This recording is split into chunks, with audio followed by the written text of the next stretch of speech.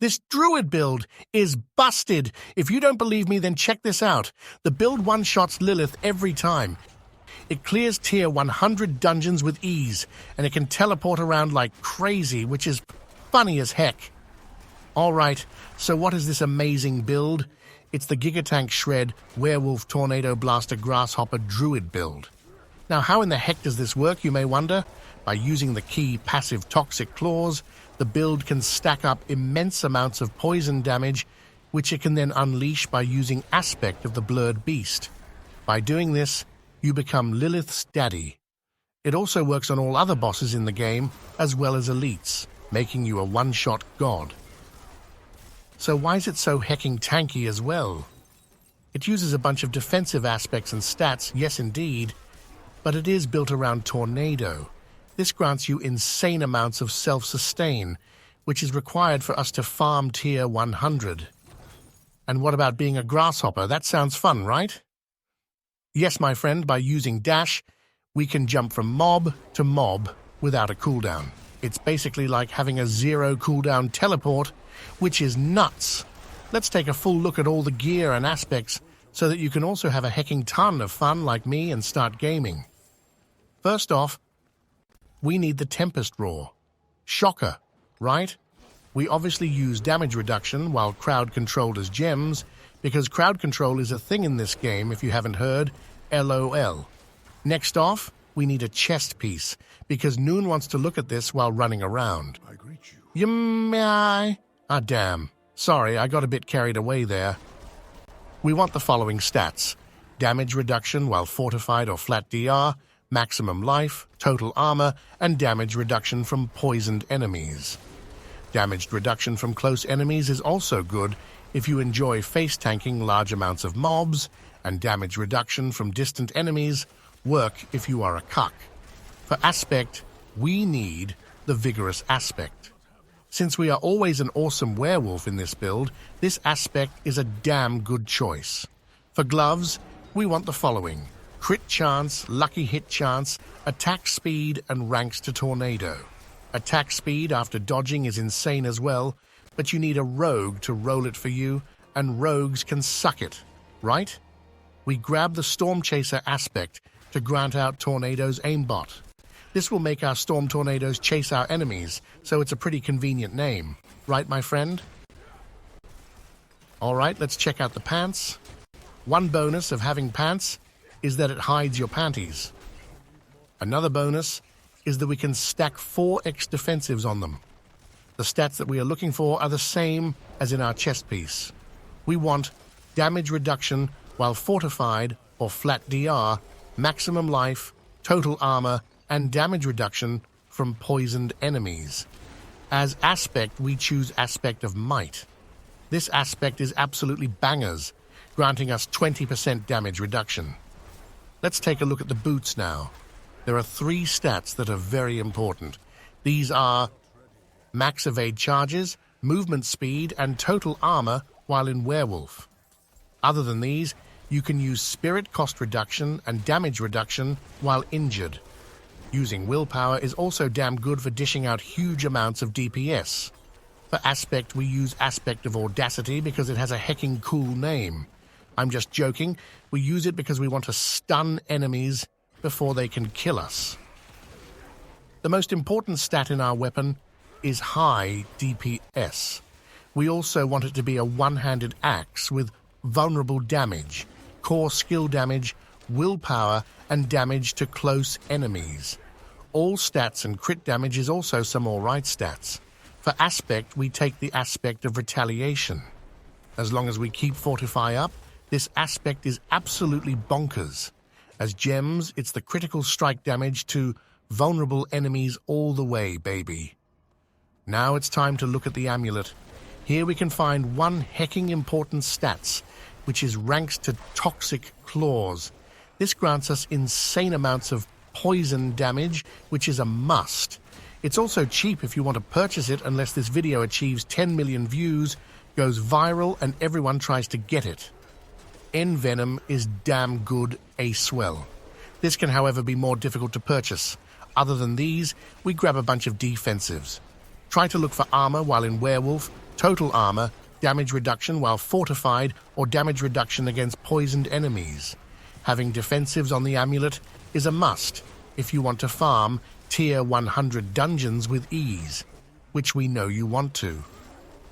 As aspect, we choose Aspect of Disobedience.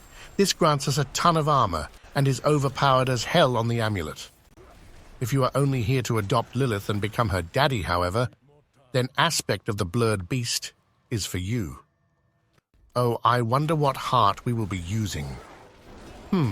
Yeah, it's the Barber, of course. I would also like to mention that if you only want to kill Lilith, then you should drop the defensives and instead use cooldown reduction and movement speed or more damage.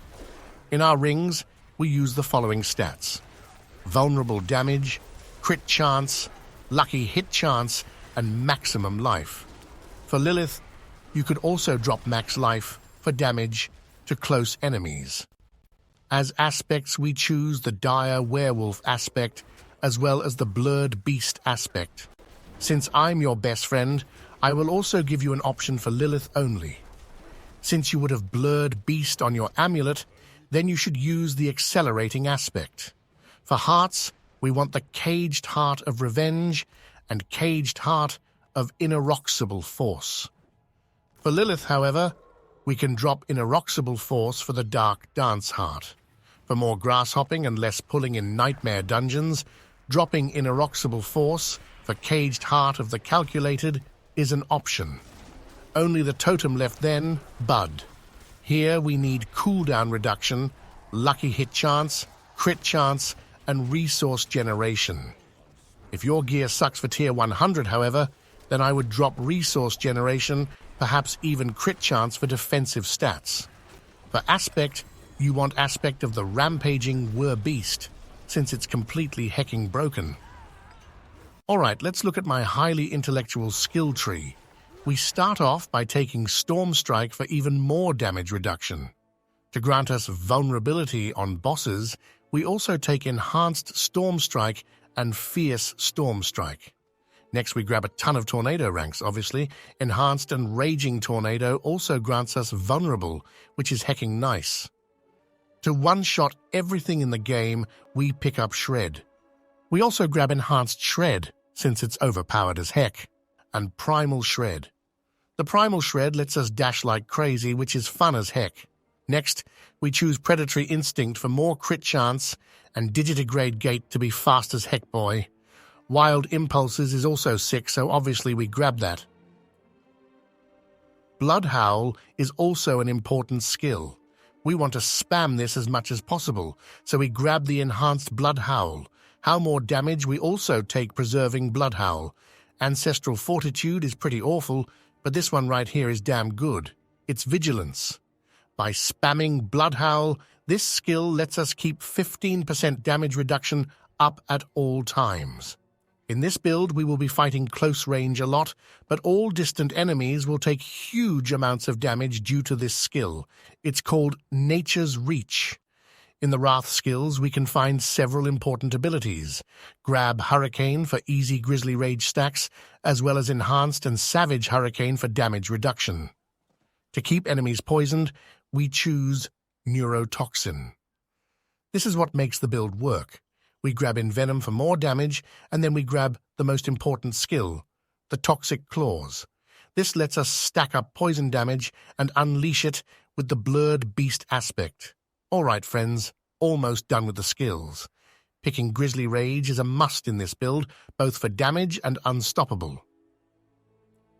Grab Defiance for extra damage and Circle of Life for self-healing. Also grab Defensive Posture for more Fortify. As key passive, we use Perfect Storm. This is hecking good for damage, but also for spirit regeneration. Okay, friends, it's time for me to show you how to get Gud. I would also like to mention that if you don't subscribe, then you are a confirmed soy boy. So do it now. I'm going to take it slow and show you a low-tier newbie dungeon, and then show you how to one-shot Lilith. In Nightmare dungeons, you want to keep up Aspect of Might and Storm Strike for damage reduction. Therefore, use Storm Strike about once every 3 seconds. Pop Grizzly Rage as often as possible and keep spamming Blood Howl for damage and damage reduction. Use Hurricane either to get Grizzly Rage stacks or on elites to keep you alive. To proc aspect of the Blurred Beast, you need to keep distance from the mob. You start by spamming tornadoes to stack up poison damage, then you keep your distance and press dash to one-shot it. You can also use dash as a teleport, making you hecking fast. Let's look at how you one-shot Lilith now. Pop Grizzly Rage, Blood Howl, Hurricane, and spamming tornadoes until your fingers are sore. When you can't handle it anymore, or when Grizzly Rage is running out, you start moving away from Lilith and spamming dash. This will one-shot her easily. Alright friends, what's left now? You're damn right, it's the Paragon board. In the starting board we pick Tracker for more poison damage. We then go to the Heightened Malice board and pick Fang and Claw. This grants us insane damage, but also damage reduction, which is what we need. In the Ancestral Guidance board, we grab Werewolf. A damn good glyph. Next, move to Lust for Carnage. This board grants us Spirit Regeneration, which feels good. For Mad DPS, we grab the Bane glyph. Now, go to the Thunderstruck board. Here you have two options. Grab the Spirit glyph for one-shotting mobs and killing Lilith, or use Territorial for damage reduction. Lastly, we need the Exploit glyph. This can be found in the Constricting Tendrils board. You're probably sitting on the edge of your seat right now wondering, where the heck are my spirit boons? Don't worry, my friend. I saved the best for last. Start by grabbing Wariness for the increased damage reduction in the Reindeer boon. Next, we grab the Swooping Strikes for some sick DPS. For Wolf boon, we want Calamity. This will increase our Grizzly Rage by a ton, which we enjoy. Next, Calm of the Storm is the way to go. After that, we need Masochistic, not only because we are masochistic, but also because it's hecking good. That's all for me, dear friends. If you also want to know which nightmare dungeons to run for maximum experience, loot and fun, then check out this video right here. Other than that, sub to get good, and I'll see you in the next one.